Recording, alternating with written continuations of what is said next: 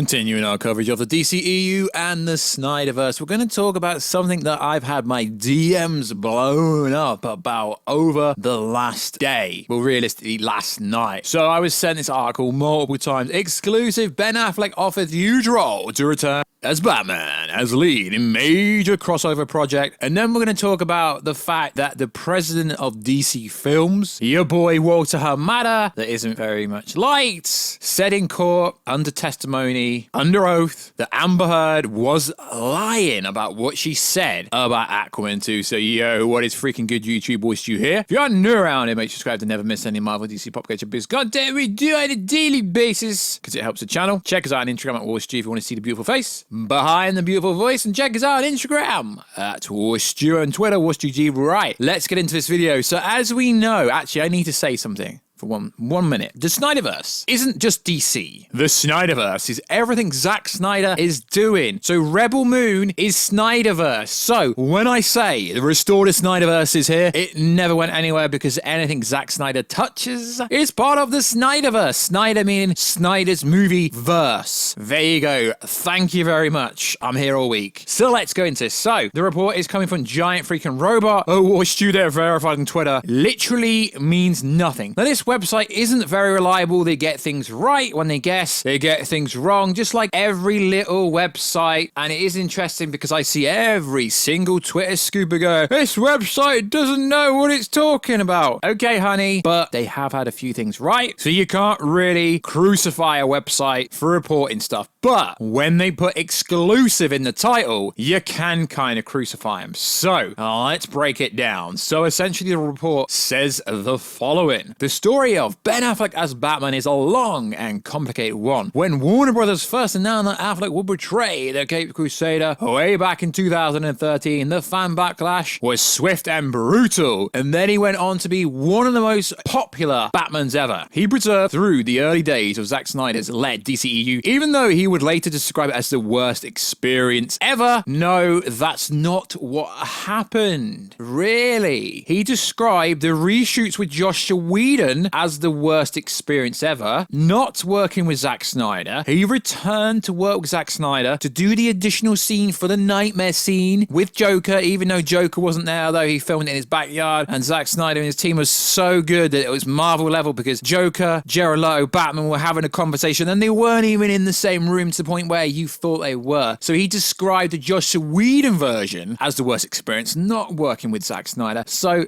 Giant Freaking Robot, update your story because that part is factually fake. Ben Affleck would return one more time to portray Batman in the up-and-coming Flash movie, if it ever actually gets released, and that's quite funny because I don't think it will. And then he should be done, except that our trusted and proven sources. I don't know why they've highlighted that, and then if you click on it, it's probably going to take you to some website. Yeah, top confirmed scoops. There's like loads of them, and let's have a cheeky little look. Amber Heard has been cut out of Aquaman 2. Okay, that's not actually confirmed. I mean, it looks like her role's being reduced. Austin Mutt returning to Marvel's Black Bolt. Actually, that came from a different website. Let's look at the actual article that actually came from Screen Geek. So some of the actual confirmed scoops, as if you actually have to have a list of scoops. Charlie Theron in Marvel, our scoop, no, my time to shine, courtesy of Twitter, had the scoop on that. I don't understand why this website is claiming a lot of scoops that aren't even their scoops. Have told us that Ben Affleck has been offered a staggering $30 million payday to come back to the DCEU as Batman and lead the adaptation of Crisis on Infinite Earth. But will he? No. I've seen a scooper on Twitter say that he won't be paid that much because The Rock only gets paid $20 million. I mean, really? The Rock is currently the top paid actor in Hollywood and can only get about 20 million offered. So will Affleck get 30 million? And then if you just do a basic Google search, you'll look at people that are making the most money. Bruce Willis, The Sixth Sense, he made $150 million. Will Smith, Men in Black 3, $100 million. Johnny Depp, Pirates of the Caribbean, $90 million. Robert Downey Jr.'s role in Infinity War, $75 million. Tom Cruise, Mission Impossible, $75 million. Sandra Bullock, Gravity, $70 million. Johnny Depp, Alice in Wonderland, $68 million. Keanu Reeves, Matrix, $66 $6 million, and they all got an upholder percentage of how well the movies did. So I think you're wrong, lad. I think you're wrong. Actors can make over $20 million, although I don't think this report is true. I think it's somewhat true. I think there has been conversations gone on behind the scenes, but I think this is not on about a Ben Affleck-led movie. It's a bit subjective and a bit misleading, because we know what's going to happen in the Flash movie is courtesy of the test screening and courtesy of information behind the scenes is Ben Affleck's not going to die, although he was going to die according to all the super duper Twitter scoopers, and then they all started backtracking. And it's like, no, he doesn't actually die. He's going to get teleported to the nightmare universe. He's going to get teleported to an alternate universe, so he's not going to die. Okay, it's funny how all these stories, I get it, in real journalism, stories change all the time and update, but he's not going to die. So essentially, I think this report is somewhat getting things confused. I think they mean he's going to be part of the Crisis storyline, which will be Endgame for essentially Marvel. DCEU is currently building its storyline around the multiverse concept, which would logically ramp up to a Crisis style event. Yes, that's sure what they're going to do. And I do believe Warner Bros. Discovery with David Zaslav, I do believe they're also going to build up to that. So I've got no idea what this story is actually saying, because it kind of makes it seem like he's returning in a massive deal for Batman and will lead a massive crossover.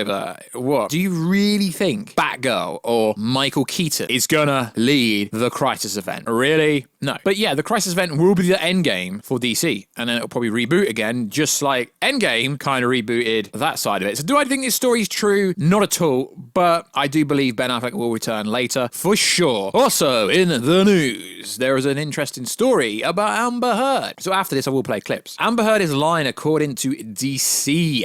Now, this is coming courtesy of the head of Warner Brothers, the head of DC Films specifically, so you can't really say a lie, and I will play clips after this, which literally says she's lying in testimony in court. Now, you can count on DC Film amongst those who are saying that at least part of Amber Heard's testimony in defamation case isn't true. As reported by THR, DC Films chief Walter Hamada testified on Tuesday that controversy surrounding Amber Heard and Johnny Depp, contrary to Heard's own testimony, has nothing to do with the discussions to recast her character in the up-and-coming Aquaman The Lost Kingdom. According to Hamada, the only consideration was that sparks just didn't seem to fly between Heard and the film's male lead, Jason Momoa, essentially saying they had no chemistry. They didn't have a lot of chemistry together. Hamada testified. He said in 2018, it took a lot of effort post-production to fabricate the chemistry between Mira and Amber Heard. This contradicts her testimony that had previously been given, saying that she fought really hard to stay in Aquaman 2, and that between her reading of scripts, the actual production, and her role was reduced. They basically took a bunch of my stuff out. They just removed a bunch of stuff. As an example, Heard mentioned the fight scene between Mira and another unnamed character, which was cut before filming took place. So essentially what happens when they go through the writing process, if they have like, I don't know, 10 different variations of the script, and then when they go to shoot, they get a final version. Hamada contradicted the claim that Amber Heard was pared down and said it was always the plan that Mira wouldn't act as a romantic lead in the sequel. He said that from early stages of development, Aquaman 2 was conceived as a buddy cop between Momoa and the villain in the first movie, Patrick Wilson Orm. It is little surprising to hear Hamada refer to Aquaman in The Lost Kingdom as a buddy cop, particularly considering some of those things director James Wan has said about the sequel back in August. One said the sequel was heavily inspired by the 1965 Italian horror film Planet of the Vampires, and warned the movie would be impeccably darker than the first one, but describing it as a buddy cop comedic comedy film with Aquaman and Orm